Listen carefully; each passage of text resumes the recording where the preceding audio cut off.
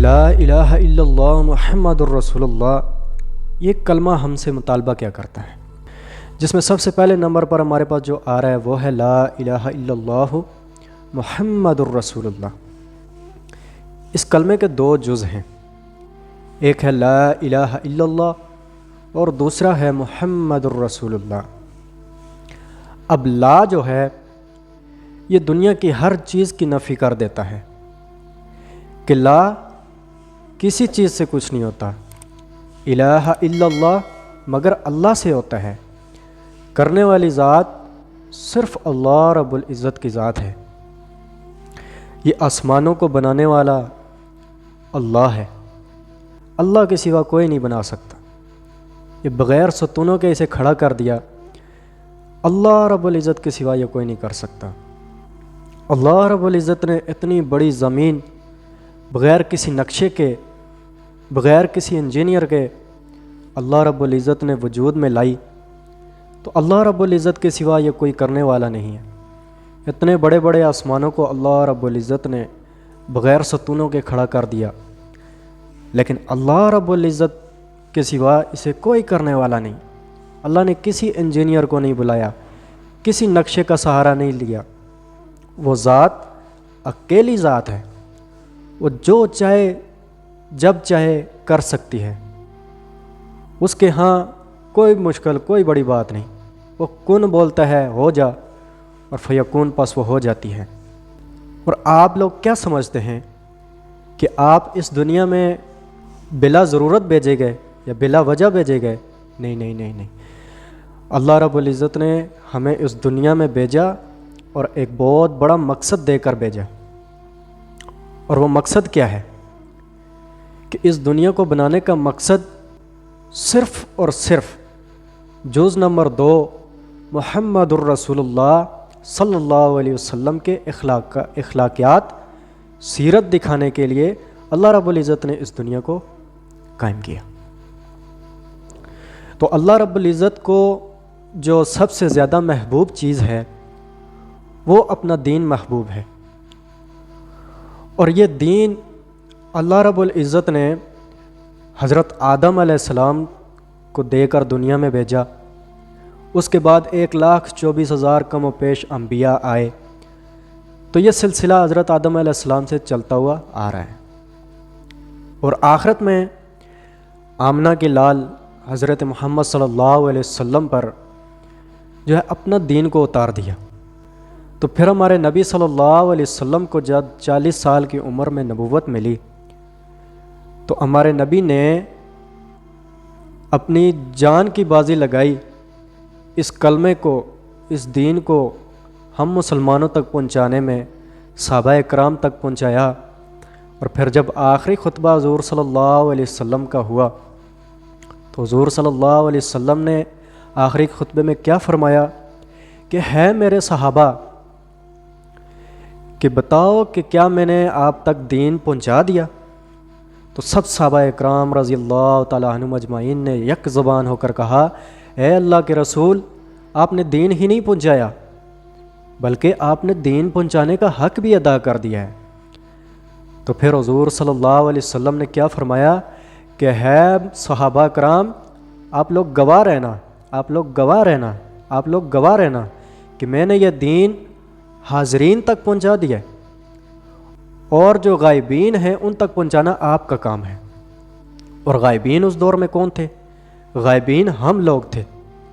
ہم تک یہ جو دین اللہ کا پہنچا ہے، یہ بڑی محنتوں اور مشقتوں کے ساتھ پہنچا ہے۔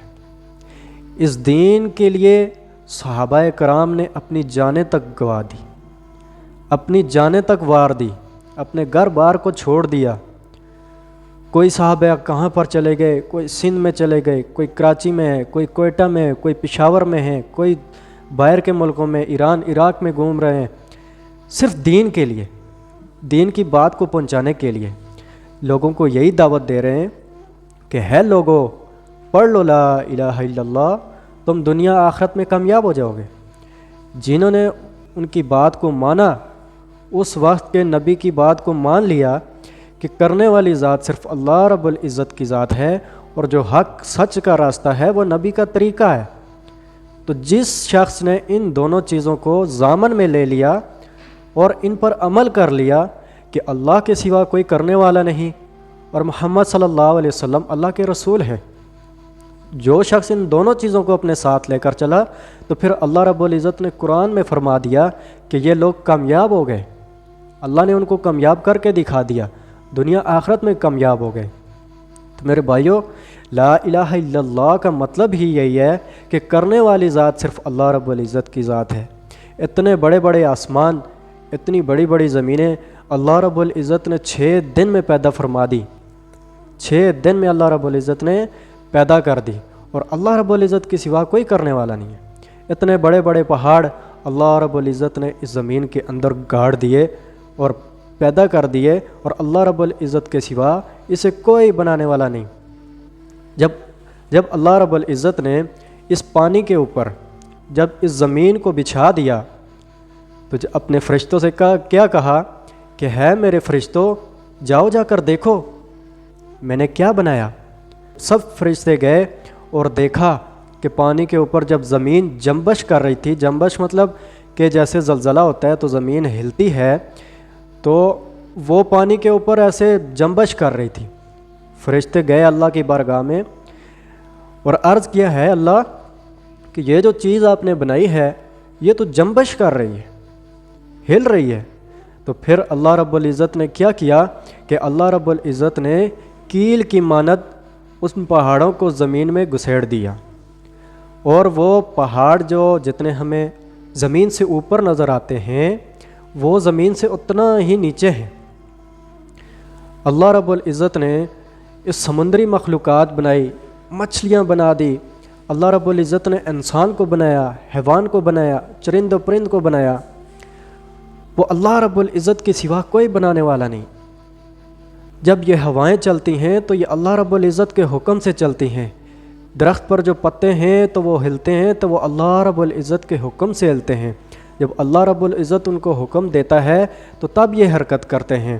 یعنی یہ دنیا کا جو بھی نظام ہے یہ صرف لا الہ الا اللہ ہے، اللہ کے نام سے چلتا ہے، اور اللہ جب ان کو حکم دیتا ہے تو تب چلتا ہے۔ میرے بھائیوں، جب کسان ایک مکئی کا دانہ زمین میں بوتا ہے تو وہ سمجھتا ہے کہ میں اگا رہا ہوں، وہ نہیں اگا رہا بلکہ یہ اگانے والا اللہ ہے۔ وہ ایک دانہ جو زمین میں کسان بوتا ہے، وہ دانہ اس کو پانی دینے والا کون؟ اللہ رب العزت کی ذات۔ وہ دانہ پھر کچھ ہی دنوں کے بعد زمین کی چھاتی کو پھاڑتا ہے اور اپنا منہ نکالتا ہے اور وہ بڑا ہوتا ہے۔ اس کے ساتھ فرشتے لگانے والا کون؟ اللہ رب العزت ہے۔ اس کے ساتھ ایک دانے کے بدلے ہزاروں دانے لگانے والا کون؟ اللہ رب العزت ہے۔ اللہ کے سوا کوئی یہ نہیں کر سکتا، کسی ظاہری نقشے سے نہیں ہو سکتا، صرف کرنے والی ذات اللہ رب العزت کی ذات ہے۔ میرے بھائیو، اس چیز کا یقین ہمارے دلوں کے اندر آ جائے۔ صحت کے جو خزانے ہیں وہ اللہ رب العزت کے پاس ہیں، بیماری کے تمام خزانے اللہ رب العزت کے پاس ہیں۔ جس کو چاہے اچھی صحت عطا کرتا ہے، کوئی دینے والا نہیں، کوئی اچھی صحت عطا کرنے والا نہیں۔ اور جب اللہ رب العزت کسی شخص کو بیماری بھیجتا ہے تو کوئی بھی شخص ایسا نہیں کہ اس کو اس بیماری سے اس کو صحت یاب کر سکے۔ اللہ رب العزت نے آخرت اور دنیا کی جو کامیابی ہے وہ اپنے پورے کے پورے دین میں رکھی ہے، اور دین ہے کیا؟ اللہ رب العزت کے حکم کو نبی صلی اللہ علیہ وسلم کے طریقے پر پورا کرنا۔ اے انسان، تجھے ایک مقصد دے کر اس دنیا میں بھیجا گیا ہے، تو بلا وجہ نہیں پیدا کیا گیا۔ قرآن میں اللہ رب العزت کیا فرماتے ہیں؟ وَمَا خَلَقْتُ الْجِنَّ وَالْإِنسَ إِلَّا لِيَعْبُدُونَ۔ اے انسان اور جن، میں نے تم کو اپنی عبادت کے لیے پیدا کیا ہے۔ میرے بھائیوں، یہ جو امت محمدیہ ہے یہ رشک والی امت ہے، اس کو اپنے اوپر رشک کرنا چاہیے، ناز کرنا چاہیے کہ اس کو محمد کا امتی بنایا گیا۔ اللہ رب العزت نے جتنے بھی فرشتے آج دن تک پیدا کیے، کوئی سجدے میں ہے، کوئی رکوع میں ہے، کوئی قیام میں ہے، کوئی قرات میں ہے، کوئی اتحیات کی حالت میں ہے، لیکن اللہ رب العزت نے اس امت کو یہ ساری عبادات کا نچوڑ کر کے دے دیا کہ جو فرشتے رکوع میں ہیں تو وہ تا قیامت تک رکوع میں رہیں گے، اور جو سجدے میں ہیں وہ تا قیامت تک سجدے میں رہیں گے۔ تو یہ فرشتے اس امت پر ناز کرتے ہیں کہ کیا یہ کمال کی امت ہے۔ اللہ تعالیٰ کا ارشاد ہے فَعْلَمْ أَنَّهُ لَا إِلَهَ إِلَّا اللَّهُ، کہ جان لو کہ الہ صرف اللہ ہے، اللہ کے سوا کوئی کرنے والا نہیں۔ اس چیز کا یقین ہمارے دلوں میں آ جائے، یہ کیسے آئے گا؟ اللہ کے تمام حکموں کو نبی کے طریقے پر پورا کرنے سے آئے گا۔ اللہ رب العزت نے محمد صلی اللہ علیہ وسلم کو اس دنیا میں بھیجا تو بتایا، محمد صلی اللہ علیہ وسلم نے آ کر بتایا کہ ہے لوگو، اللہ کے جتنے بھی حکم ہیں ان کو میرے طریقے پر پورا کرو گے تو تم دنیا آخرت میں کامیاب ہو جاؤ گے۔ قرآن میں اللہ رب العزت فرماتے ہیں کہ ہے نبی کہہ دیجئے کہ تم اگر اللہ سے محبت کرنا چاہتے ہو تو میری اتباع کرو۔ ہے نبی کہہ دیجئے۔ اللہ رب العزت کس سے مخاطب ہیں؟ حضور پاک صلی اللہ علیہ وسلم سے مخاطب ہیں قرآن مجید میں کہ ہے محمد آپ کہہ دیجئے۔ کن سے؟ ان لوگوں سے جو آپ کے امتی ہیں، جو آپ کے امتی ہیں ان سے کہہ دیجئے کہ اگر تم اللہ رب العزت سے محبت کرنا چاہتے ہو تو میری اتباع کرو، یعنی کہ محمد صلی اللہ علیہ وسلم کی اتباع کرو۔ پھر کیا ہوگا کہ اللہ رب العزت تم سے محبت کرنا شروع ہو جائے گا اور تمہارے گناہوں کو معاف کر دے گا، اور اللہ رب العزت بڑا غفور الرحیم ہے۔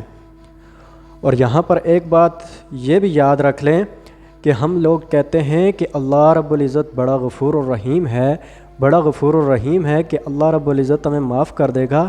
تو میرے بھائیو اس بات کو ذہن نشین کر لو، اللہ رب العزت غفور الرحیم اس شخص کے لیے ہے کہ جس نے اللہ رب العزت کے حکموں کو مان لیا اور نبی پاک صلی اللہ علیہ وسلم کے طریقے پر زندگی کو گزارا، اور اس کے بعد جو اس کی نمازوں میں کمی رہ جائے وہ اس پر توبہ کرے، اور اس سے کوئی گناہ سرزاد ہو جائے تو فوراً اللہ کی طرف رجوع کرے کہ اے اللہ معاف کر دے، مجھ سے غلطی ہو گئی۔ تو پھر اللہ رب العزت ان لوگوں سے مخاطب ہے کہ اللہ رب العزت پھر ان لوگوں کے لیے غفور الرحیم ہے کہ اللہ رب العزت ان لوگوں کے لیے غفور الرحیم ہے کہ جن سے کوئی غلطی سرزاد ہو جائے تو وہ اللہ رب العزت سے فوراً معافی مانگتے ہیں، طلب کرتے ہیں۔ تو اللہ رب العزت ان لوگوں کے لیے غفور الرحیم ہے، نہ کہ کھلم کھلا اللہ رب العزت کا حکموں کی نافرمانی کریں، نبی پاک صلی اللہ علیہ وسلم کے طریقوں کو ذبح کریں، نبی کی سنتوں کو ذبح کریں، اور ہم پھر کہیں کہ ہم حضور کے امتی ہیں، اللہ رب العزت غفور الرحیم ہے، معاف کرنے والا ہے۔ تو اس غلط فہمی کو ذہن سے نکال دو۔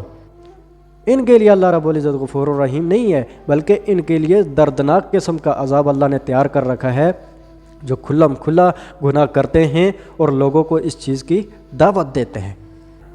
حضرت ابو حمامہ رضی اللہ تعالیٰ عنہ روایت کرتے ہیں کہ رسول اللہ صلی اللہ علیہ وسلم سے سوال کیا گیا کہ ایمان کیا ہے؟ تو آپ صلی اللہ علیہ وسلم نے فرمایا کہ جب تم کو اپنے کسی اچھے کام سے خوشی محسوس ہو اور جب تم کو اپنے برے کام سے رنج ہو تو تم مومن ہو۔ حضرت انس بن مالک رضی اللہ تعالیٰ عنہ روایت کرتے ہیں کہ رسول اللہ صلی اللہ علیہ وسلم نے فرمایا کہ جس شخص نے مجھ کو دیکھا اور مجھ پر ایمان لایا اس کو تو ایک بار مبارکباد، اور جس نے مجھ کو نہیں دیکھا اور پھر مجھ پر ایمان لایا تو اس کو 7 بار مبارکباد۔ حضور پاک صلی اللہ علیہ وسلم کا ارشاد ہے کہ جس شخص نے اخلاص کے ساتھ لا الہ الا اللہ پڑھا تو وہ ضرور جنت میں داخل ہوگا۔ صحابہ اکرام رضی اللہ تعالیٰ عنہ مجمعین نے عرض کیا، ہے اللہ کے رسول کلمے کا اخلاص کیا ہے؟ تو آپ صلی اللہ علیہ وسلم نے فرمایا کہ یہ لا الہ الا اللہ انسان کو حرام کاموں سے روک دے۔ حضور صلی اللہ علیہ وسلم کا ارشاد ہے کہ جو شخص دن یا رات میں لا الہ الا اللہ پڑھتا ہے تو اس کے نامہ اعمال سے برائیاں مٹا دی جاتی ہیں اور ان کی جگہ نیکیاں لکھ دی جاتی ہیں۔ حضور صلی اللہ علیہ وسلم نے ارشاد فرمایا، میری ساری امت جنت میں داخل ہوگی، اور جس نے انکار کیا تو تمام صحابہ کرام رضی اللہ تعالیٰ عنہم مجمعین نے عرض کیا، اے اللہ کے رسول، جنت سے کون انکار کرے گا؟ تو آپ صلی اللہ علیہ وسلم نے فرمایا، جس نے میری اتباع کی وہ جنت میں داخل ہوگا، جس نے میری نافرمانی کی اس نے جنت کی تحقیق انکار کیا۔ دوستو، آج کا یہی تھا ہمارا ٹاپک۔ امید کرتا ہوں کہ ویڈیو آپ کو بہت پسند آئی ہوگی، اور اگر ویڈیو پسند آئی ہے تو ویڈیو کو صدقہ جاریہ سمجھ کر شیئر ضرور کریں تاکہ یہ دوسرے مسلمانوں تک پہنچ سکے اور وہ بھی اس چیز سے نفع حاصل کر سکیں۔ تو ملتے ہیں کسی نیکسٹ ویڈیو میں، تب تک اپنا خیال رکھیے گا، مجھے اجازت دیجیے، اللہ حافظ۔